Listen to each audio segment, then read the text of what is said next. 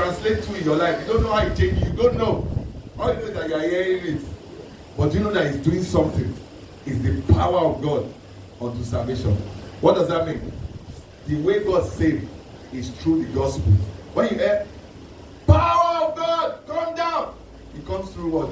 The foolishness of the gospel. So when you are hearing the gospel, power is coming to you. Healing is coming to you. Everything that you know that you want power to do in your life, as you are hearing the gospel, is coming to you.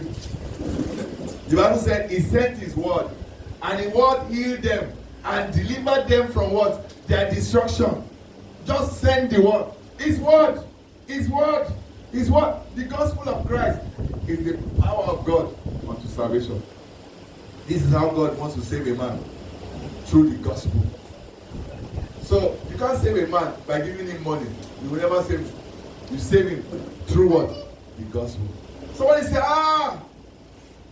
money is the bicycle of Rebecca, money is the bicycle. Your mind is very weird. Money is the bicycle of what? The gospel. They say, what do you take? And we all be looking at them. But when they are saying it, I'm wondering that, what does that thing really mean? And who even invented that word? Because it's not in the Bible. It's somebody that said that thing. Who invented it? I'm sure what the guy was saying is that to do the gospel, we need money. Sure, you understand? But you see, you don't need money to do gospel. What you need is God. It's God that provides whatever you need. You know what I'm saying, sir? Like now, maybe you want to do something. You don't have money. Some people can bring that in now. Some people can tell you, come and use their building now. And you won't pay. So it's not money that you need. It's God that you need. It's God that make provision for you. Sure, you understand? Like now, this engine we're using now. I didn't have money. We didn't buy it, but somebody just gave us something and bought this thing. Sure, you understand? So, if I'm saying, I must have money before I do anything. Will I do anything? I will not do anything. I must have God. I must believe. I must have faith. And that's how it is with everyone, with your life. You must just believe that the gospel of Christ can produce anything in your life. Can provide, can heal, can deliver, can do all the things that God can do. He said, him and his word, they are the same. What did I say? God and his word, they are what? He said, in the beginning was the word. And the word was with God. And the word was God. Now, listen to me. In the beginning was the word. It's the word he's talking about. It's not just all these words. It's the gospel of Christ. The gospel of Christ is not a new gospel. It has been from what? The beginning. Just look at John. You will see it there. It's not a new gospel. It has been there from the beginning. It has been there from the beginning. He said, verse 2, John 1, the same was in the beginning with what? With God. That's the gospel. It has been in the beginning with God. All things were made by this word, this same gospel. All things were made with him, and nothing was made without him. And in him was what? Life. And the life is the light of men. You hear that? This gospel is our light. This gospel is what? Our life. Now, let me ask you a question. Can you separate Jesus from the gospel? You cannot. Jesus and the gospel are the same.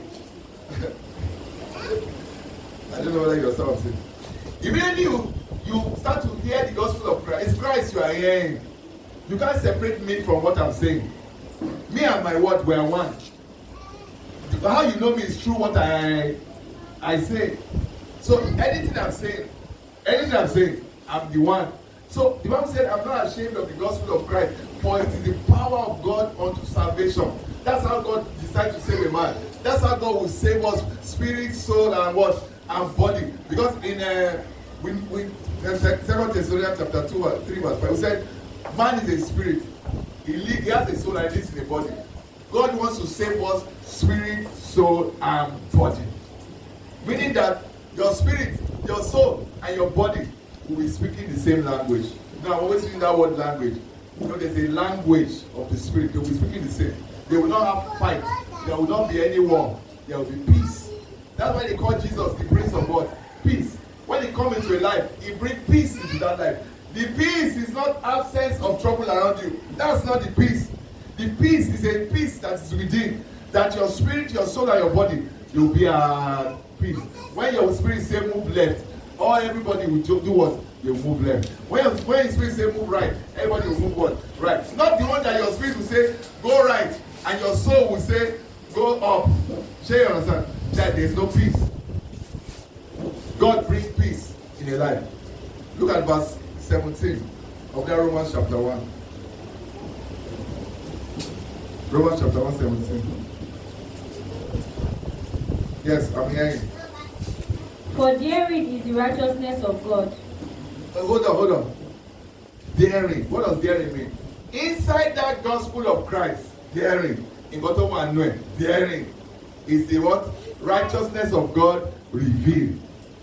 Is that not what is there? Yes, daring is the righteousness of God revealed. So when you want to see the righteousness of God, where do you find it?